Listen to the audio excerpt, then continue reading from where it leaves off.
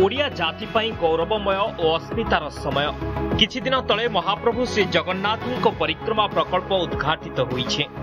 आज ओडिया विश्वविद्यालय कैंपस लोकार्पित होला।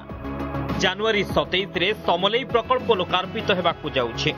फेब्रुआरी 3 तारिख रे प्रथम विश्व ओडिया भाषा सम्मेलन हेबो। ओडिया संस्कृति जीवनधारा परंपरा को भित्ति करी भल साहित्य सृष्टि को प्रोत्साहन देवा दिगरे ओडिया विश्वविद्यालय नेतृत्व नेबाकू आह्वान देइछंती मुख्यमंत्री नवीन पट्टनायक। भाषा गोटे जातिर मुकुट सह ता अस्मितार परिचय। भाषार व्यवहार बढ़िले यह समृद्ध हुए और जातिर गौरव बढ़े बोली मुख्यमंत्री कहिछंती। ओडिशा देशर प्रथम भाषा भित्तिक राज्य।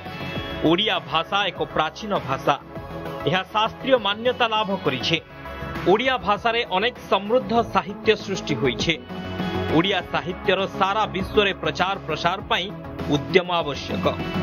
ओडिया भाषा प्रति युवपीढ़ी मध्य आग्रह सृष्टि कराइबा सह सामाजिक गणमाध्यम रे ओडिया भाषार व्यवहार वृद्धि करने को जोर देइछंती मुख्यमंत्री।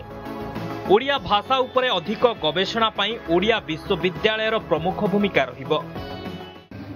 साहित्यर सारा विश्व प्रचार प्रसार करा दिया दरकार।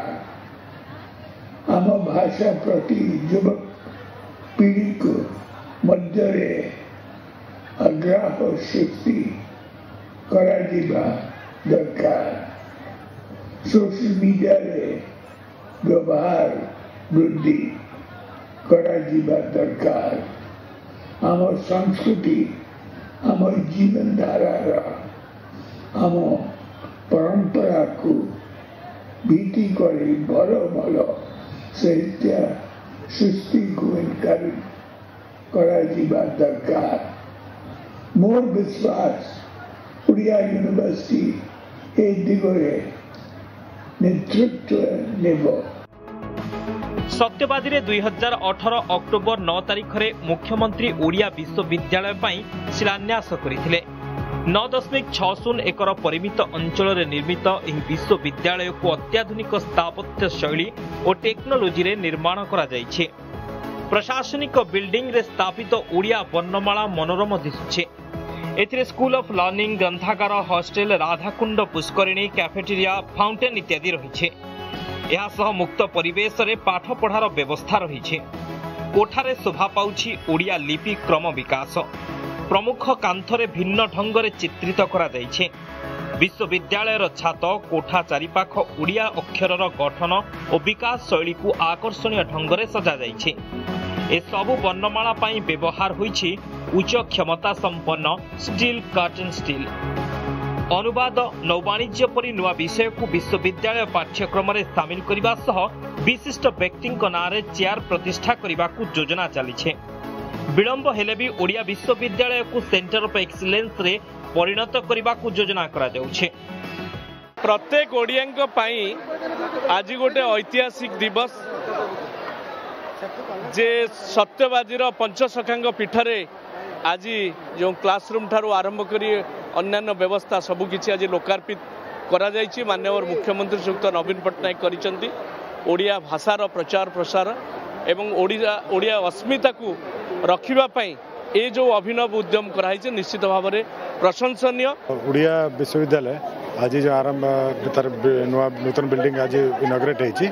ये गत गुरु दिवस विद्यालय विश्वविद्यालय पाठपढ़ा कंटिन्यू रही।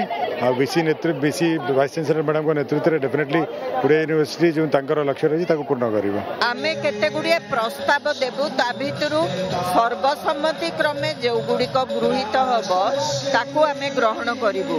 मंदिर स्थापत्य कला तापरे हस्तशिल्प कला किंबा तालपत्र पोथी एवं तार समीक्षात्मक संपादना या भीतर कौनसी दुईटी को आमे खोलिबु। चलित शिक्षा वर्ष विश्वविद्यालय रे पाठपढ़ा आरंभ होइछे। गत वर्ष गुरु दिवस साखी गोपाल पांथ निवास अस्थायी कैंपस रे पाठपढ़ा चलुथिला। एठारे 72 जन छात्र छात्री पाठ पढ़ुछन्ते। एबे सेमाने गोपबंधु स्मृति महाविद्यालय रो अस्थायी हॉस्टेल ले रहुछन्ते।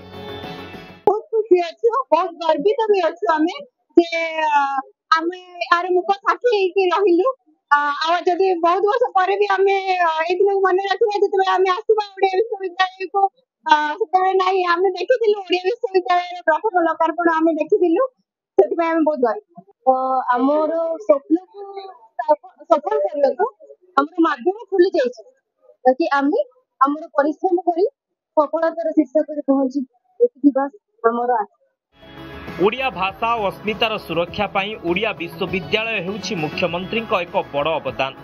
विश्वविद्यालय पाई देश विदेश ओडिया लोके खूब उत्साहित। सत्यवादी कैमरामैन संतोष संजय प्रधान और प्रियप्रीत महांती रिपोर्ट नंदीघोष टीवी।